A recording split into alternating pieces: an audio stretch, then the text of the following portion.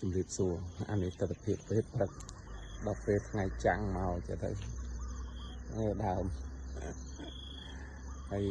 កាត់ស្មៅទឹមហើយទៅស្រឡះល្អដល់ពេលចឹងទៅមើលឃើញតែថងសុតមក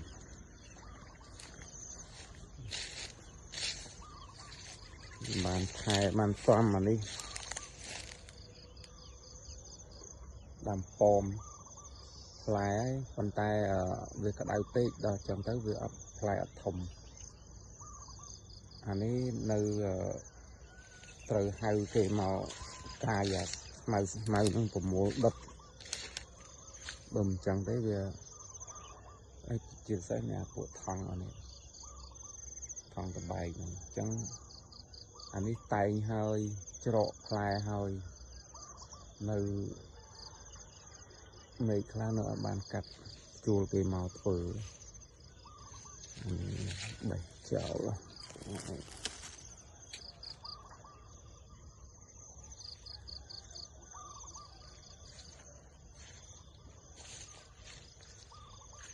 នៅមានមុំហូបតែបានមើលនេះមុំ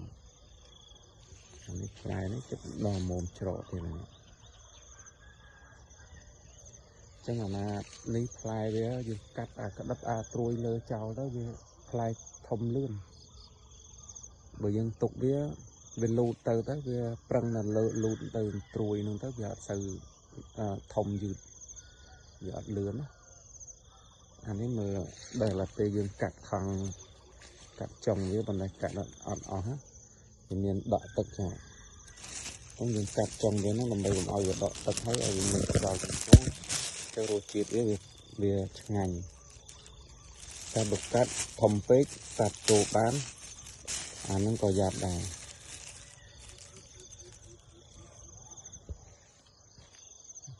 នេះកា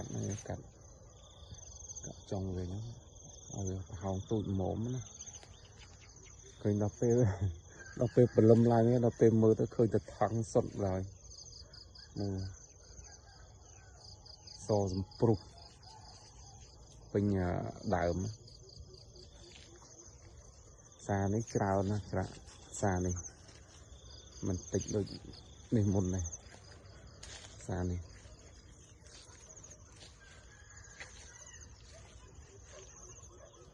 មុំហូបនេះបេះយកទៅ